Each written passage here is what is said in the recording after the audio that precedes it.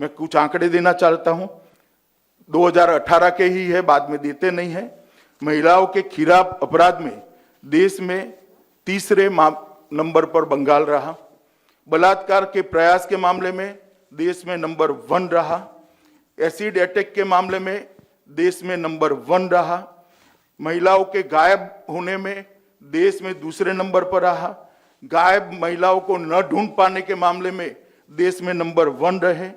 और 2018 में महिलाओं के प्रति जो अपराध है उसको सजा कराने का जो दर था वो बंगाल में 5.3% था, जबकि देश में 23% है। क्या ममता दीदी आप जवाब देगी? आप स्वयं एक महिला हो। बंगाल की जनता, बंगाल की महिला क्यों असुरक्षित है? मुझे लगता है मुझे सवाल पूछने की जगह आपको आत्मनिरीक्षण करने की जरूरत है। आज शायद बंगाल राजनीतिक कार्यकर्ताओं की हत्या में देश में सबसे ऊपर है। विगत 2.5 साल के अंदर भारतीय जनता पार्टी के 100 से ज्यादा कार्यकर्ताओं की हत्या हुई है। मैं बंगाल के मुख्यमंत्री को कहना चाहती हूं कि आप इस पर एक व्हाइट पेपर निकालना चाहेगी क्या? स्थिति को स्पष्ट करना चाहेगी क्या? कितने राजनीतिक कार्यकर्ता, चाहे वो भाजपा के हो, चाहे कम्युनिस्ट पार्टी के हो, चाहे कांग्रेस के हो, या तो आरटीआई एक्टिविस्ट हो, कितने लोगों की हत्या हुई? एफआईआर रजिस्टर होने के बाद कितने लोगों को अरेस्ट किया गया, कितने लोगों को चालान करे गए और कितने लोगों को सजा करा पाए? आपको आश्चर्य होगा, अधिकांश केसों के अंदर अरेस्ट ही नहीं हुई है, चार्जशीट ही नहीं हुई है। इस प्रकार का शासन बंगाल का भला नहीं कर सकता। घुसपैठ बेरोक टोक चल रही है। जिस देश की, जिस राज्य की सीमाएं सुरक्षित न हो, वो राज्य में विकास कोई मायने नहीं रखता है। मोदी जी का एक ट्रैक रिकॉर्ड रहा है।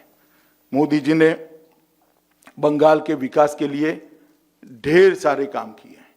मेरे पास पूरा सूची है, मगर मैं इसमें समय ज्यादा देना नहीं चाहता। मेरी पार्टी की ओर से सूची आपको प्रेस नोट के साथ एनक्लोज कर दे दी जाएगी।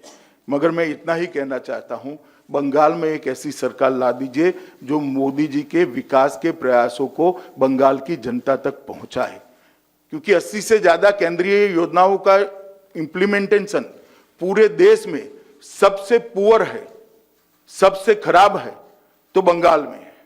मैं 2 ही योजनाओं का आपको उदाहरण देना चाहता हूं। प्रधानमंत्री आयुष्मान भारत योजना एक ऐसी योजना है जिसके तहत देश के 60 करोड़ गरीबों को 5 लाख तक का सारा स्वास्थ्य का खर्चा फ्री ऑफ कॉस्ट भारत सरकार दे रही है। और अब तक लगभग 1.5 करोड़ लोगों ने अपने ऑपरेशन आयुष्मान भारत योजना के तहत करा दिए है।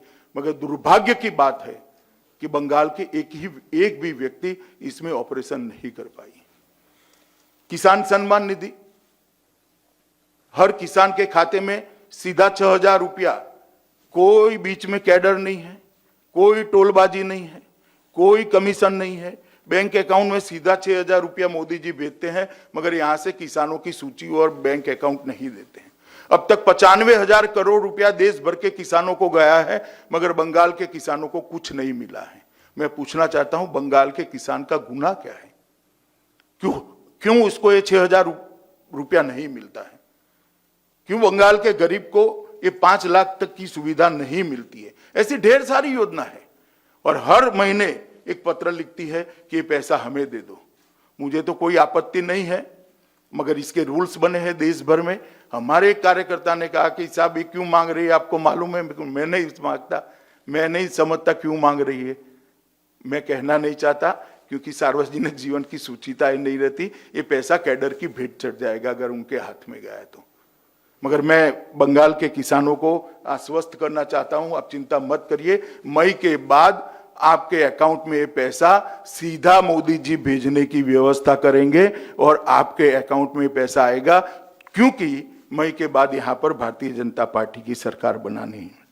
मित्रों, योजनाओं के नाम बदलकर अपने नाम पर रखना और अपनी योजना कर प्रचारित करना, इससे बंगाल का भला नहीं होगा। समग्र स्थिति का विहंगावलोकन अगर करते हैं, उसका एक असेसमेंट लेते हैं, जायजा लेते हैं, तो ये निश्चित रूप से मैं आपको कहता हूं कि आने वाले चुनाव में बंगाल में हम 200 से ज्यादा सीटों के साथ भारतीय जनता पार्टी की सरकार बनाने जा रहे हैं, 200 सीट।